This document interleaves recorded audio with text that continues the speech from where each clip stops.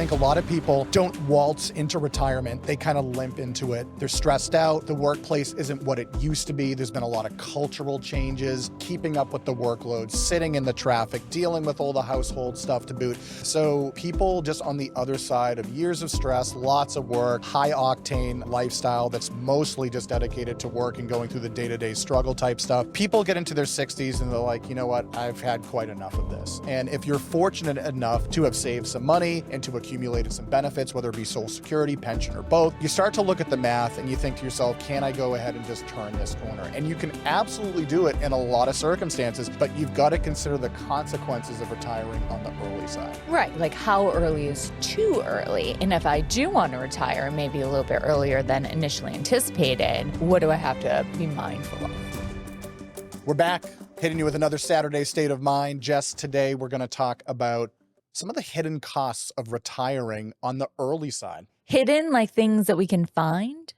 Things that just sneak up on people that sometimes we're not considering. Okay, what's lurking in the shadows of retiring? Now, by the way, early? I like the idea of retiring early. If I had enough money, I'd probably retire now, or at least go part-time. Yeah, what do you think about retiring at 43?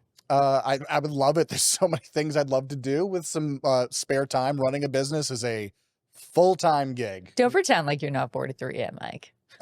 I'm beyond 43. I know. Yeah. So you can't go back. Yeah. Well, the finish line is starting to become sadly in sight, but this isn't about me. It's about you, viewer, and you considering your own retirement. I think, Jess, a lot of times people think of retirement as starting at or beyond 65. It's a number that's stuck in people's head. That's when you're Medicare eligible. That's when it used to be you were full retirement age for Social Security. That's changed. We'll touch on that. But the average age of retirement in this country is about 62. 62? Yeah. That's surprising. Yeah, you seem genuinely surprised by that. Thank you. This is not acting. This is genuine surprise. Real shock. I feel that I hear most people are like, I'm just going to wait until I'm Medicare eligible and then retire, which is not 62. It's generally, what, 65, 66? You know, here's the way I think of it. Americans are stressed. Stress ain't good. You know, they do studies every single year on happiness. America is at like the bottom of the pile, despite how wonderful this country is and all the amenities that we enjoy, our freedoms, but it's often third world countries. You know, people with the littlest that have the most stress-free lives. They've done studies of that. Yeah. You know, these people that are living in these communities that you would think are ramshackle, like in these third world countries that basically have like 3 things that they own. And they're like reported as the happiest. So it really shows you possessions don't equate joy. But, you know, though I would love to unpack that a little bit more, it's just to say, I think a lot of people don't waltz into retirement. They kind of limp into it. They're mentally distressed. They're stressed out. The workplace isn't what it used to be. There's been a lot of cultural changes, keeping up with the workload, sitting in the traffic, dealing with all the household stuff to boot.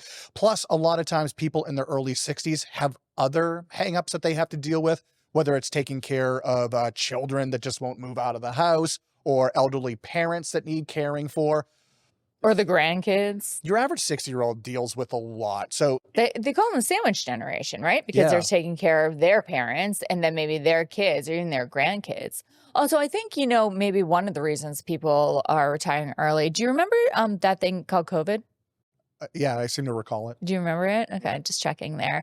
I think that really prompted a lot of people, especially in the healthcare profession, to be like, you know what? All set. Yeah. Let's get this thing over with now. Yeah. So people just on the other side of years of stress, lots of work, high octane lifestyle that's mostly just dedicated to work and going through the day-to-day struggle type stuff.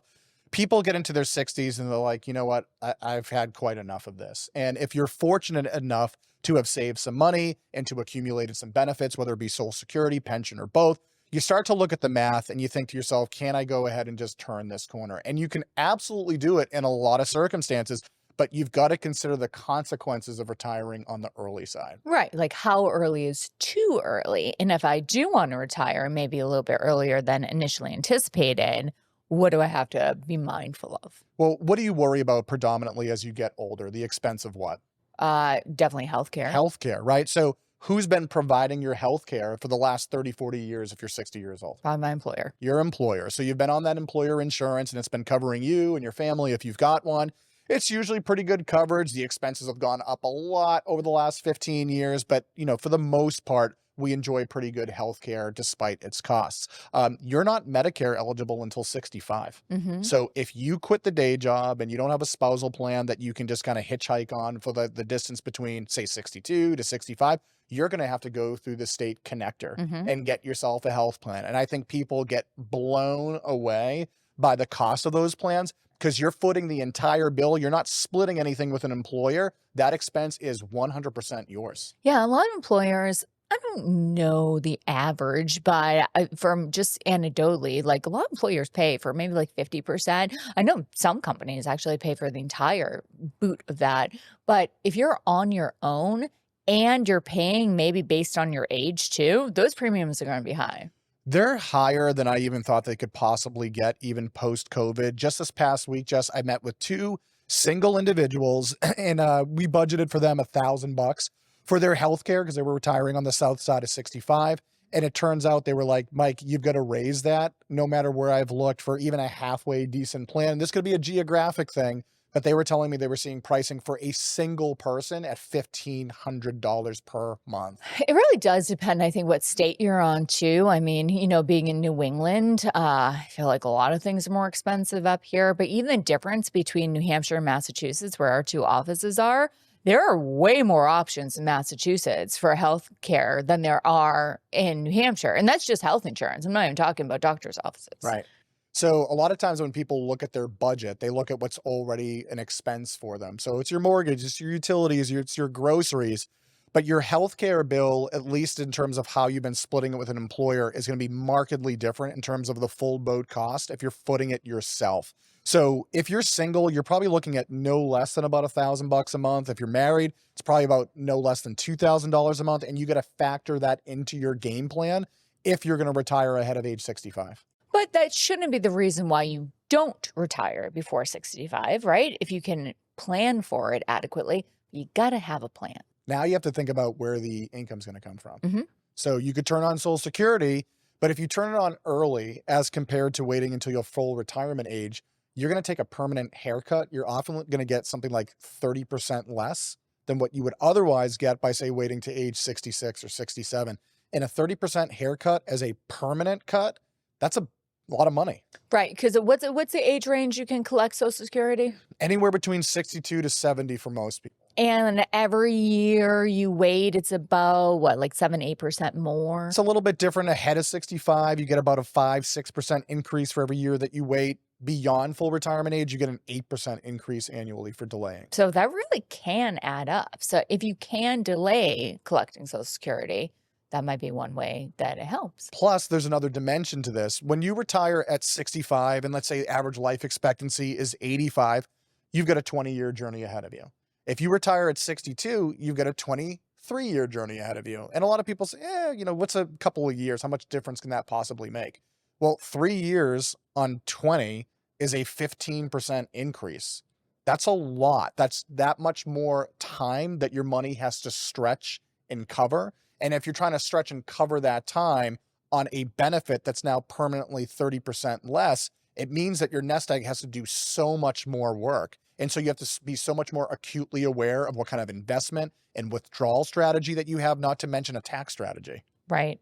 I mean, that is kind of crazy to think that, some retirements are 20, 25, maybe even if you got great genes in your family, 30 years.